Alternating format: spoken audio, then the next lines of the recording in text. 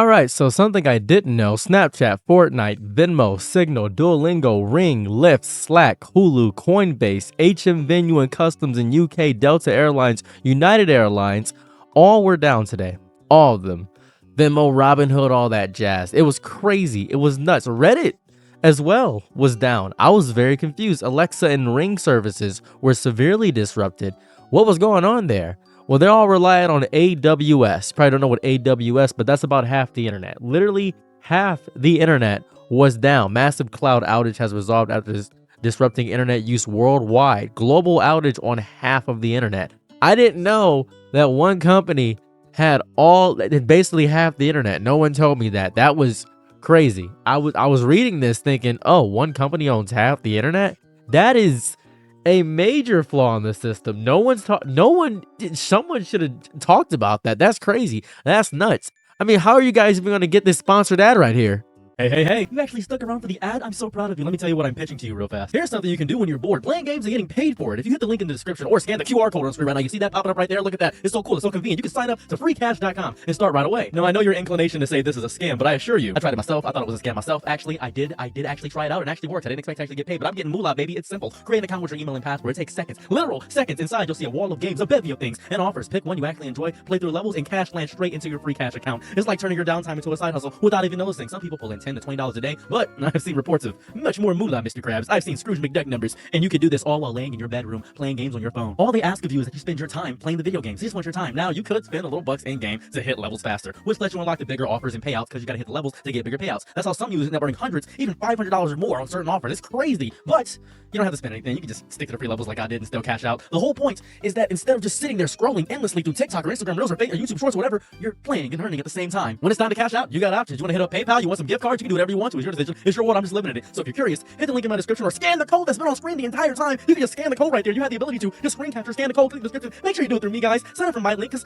I'm broke, guys. I'm doing this for the money, man. I got my family locked up. I beg you, please start playing for cash in your spare time. And when you use my link or QR code, you'll get a $5 bonus to kick things right off. So go ahead and get the free cash right now. Freecash.com and Zero CV are not responsible for any bodily harm, any extra harm, anybody getting destroyed, anybody getting hit with a meteor, anybody getting hit with a natural disaster, anybody getting hit with the power of God, anybody with God's wrath, any thunder striking your body, anybody that actually has kids because of this, anybody that gains thousands of dollars, they do not use that in order to attack me or strike me and send drones to my house to destroy my entire body. I appreciate it. That'd be lovely. Thank you. I would appreciate that a lot. And if you could enjoy this, just use my link in the description. Like I said before, use the QR code. Go ahead and do that. Everything's bye. Okay, back to whatever I was talking about before. All right, let's talk about the monolithic data center in Virginia known as AWS US East 1. A single missed beat destroyed and disrupted the entire internet. It was wild. Fortnite went down. It's just completely unplugged from reality. My brother had been confused. He said, hey man, you know why Fortnite is down? I had no idea. I thought it was just his universe. I thought it was just his Wi-Fi. I thought it was just his house. I thought he was living in Monster House. That's what I had assumed. I said, hey man, maybe your Wi-Fi was bad. Maybe that's what's going on. This was the cloud. That ethereal promise of infinite convenience. It is fragile. It is physical. It is centralized, and it fell on its own sword. I think the technical cause was a DNS and internal load-bearing balancing failure or something of that variety. I read through these articles, and they're just using a bunch of technical language that I really don't understand. I read through everything and all this other stuff. The issues were resolved by Monday evening.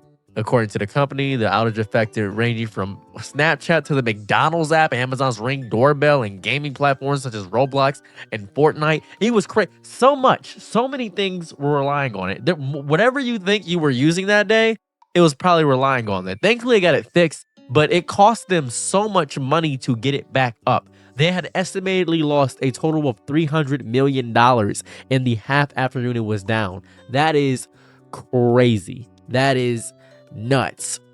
The worst part is that we all knew this was possible. We have built a digital civilization on a foundation that is, by design, a single point of failure. A $1 trillion global ecosystem. We've anchored it to basically one server farm. That's basically what we've done. There needs to be multiple things. There needs to be variety with this. One corporation cannot have everything. It's the equivalent of building every major city on the same fault line and being shocked when the ground shakes. Oh my goodness, what's happening? You just did it. You just built it on one thing. The audacity in its failure is the architecture of the gamble itself. And here we are. This is us. Look at us, guys. Citizens of this digital republic. Informed of this collapse, we are not. We are gaslit by glitch. Your screen freezes, your app hangs, you are met with a spinning wheel, the modern symbol of existential dread. The response from the platforms is a masterclass in quiet. They say, oh, we're aware of the issue. We're going to fix it. Okay. It's so sterile. It's so devoid of panic. It's designed to make you feel foolish for your own concern. Oh, they're going to get this fixed. This will be up and running by the afternoon. And it was, but it's still bad that so many were down.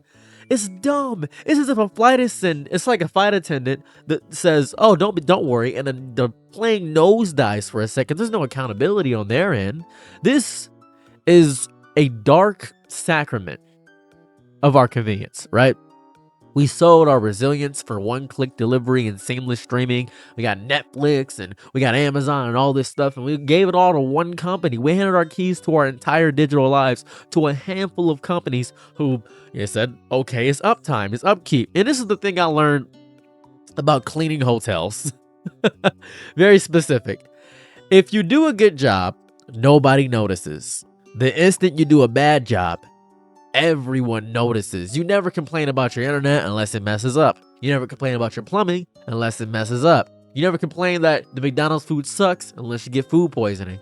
This is insane. This isn't about missing games on Fortnite or delayed messages or Delta Airlines for some reason messing up. This is my biggest issue. It's the terrifying concentration of power.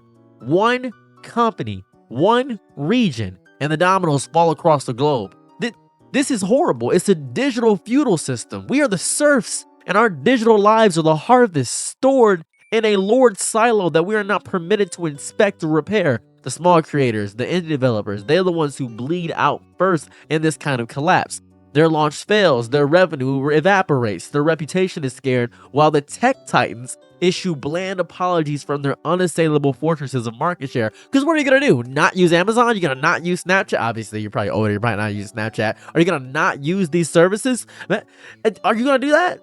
And hear me out, right?